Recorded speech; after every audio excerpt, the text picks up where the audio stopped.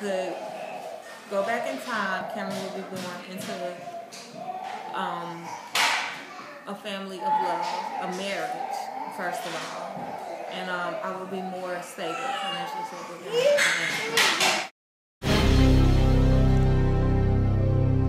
Teen pregnancy has become a prevalent issue in modern society. It has become an epidemic that is sweeping across our communities nationally. It has been the #1 cause of increasing dropout rates and high poverty. Every year, over 750,000 young girls between the ages of 15 and 19 will get pregnant. Only 1/3 of those will earn their diplomas. Financially, it is a burden to the families of those teens, themselves, and the United States. It costs the U.S. $9 billion annually just to take care of teen moms. In the United States, around 46% of the fathers do not stay around. Teens today are being influenced by internet, television, and their own peers. So what can be done to stop this epidemic from getting worse? What can be done to prevent teen moms from having unwanted pregnancies? This is what we will explore in this documentary. This is Teen Pregnancy Stop or Wait. At this point in your life, do you feel that fathering a child will delay your educational expectations and goals, and in what ways?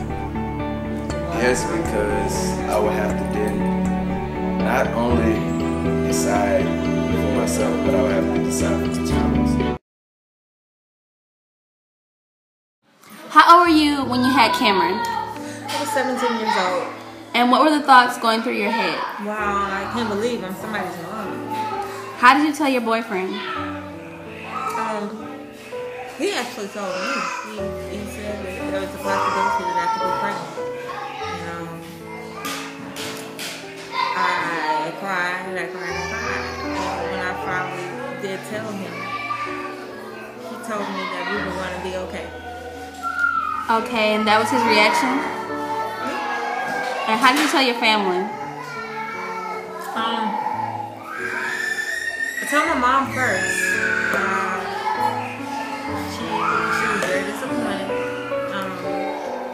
She cried. That was the first time I'd ever seen my mother really cry, because she's always been a strong woman. Teenagers should abstain from sex because they may become pregnant.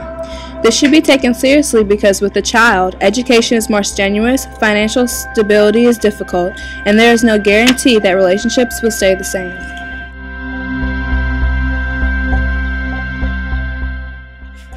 From an educational standpoint, only 38% of teen mothers have a high school diploma.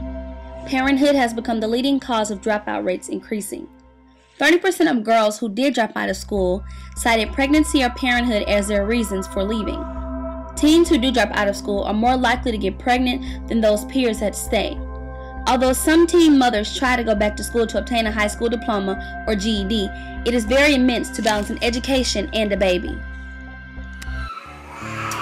With Cameron, were you able to finish high school?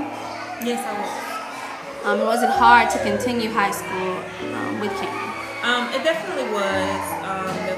There were talks, people said that I didn't have a guaranteed future, and that I might have to drop out because of him. But when I talked to my pastor, he let me know that I had no choice but to finish because of him. I had to be successful because of my child, and that pushed me forward to finish.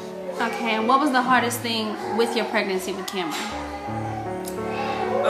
Walking around as a teenager being locked up. Okay, how difficult was financial stability? Financial stability is another issue with teen pregnancy. Statistics say that with a child in the first year alone, costs can range from $9,000 to $11,000. This not including emergency medical expenses. This cost seems nearly impossible for teenagers to obtain, and this results in the government funding teen pregnancy. I believe in war. I believe a woman's temple gives her the right to choose, but baby don't abort. I believe. I'm seeing young kids in school having babies and raising babies.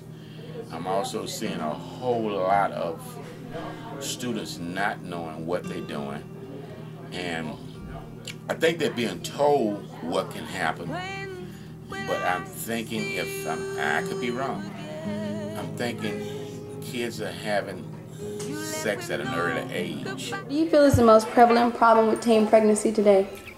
I feel the most prevalent problem with teen pregnancy today is kids being irresponsible. I think if we were more aware of our actions, then teen pregnancy wouldn't be such a problem. And what do you think is the most effective way to stop teen pregnancy? I think abstinence is the most effective way. I don't think it's very likely, though, that teens will. I don't think a lot of times parents stress the importance of valuing yourself and your self-worth as they get better. And how did your life change after having Cameron? What was different from before? Again, I said I'm somebody's mom, and being a mom alone is a full-time job. So I love my child. I love him with all my heart. But like I said, my life is totally different now because I have someone else to look after me, just myself.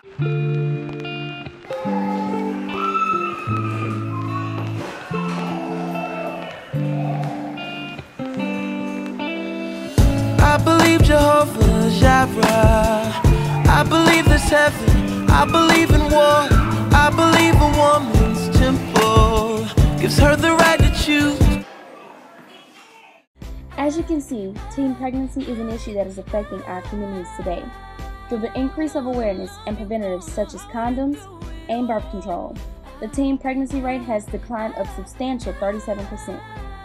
There have also been numerous programs created to help raise awareness of pregnancy in teens, and also to aid teen mothers who feel that there is nowhere else for them to turn.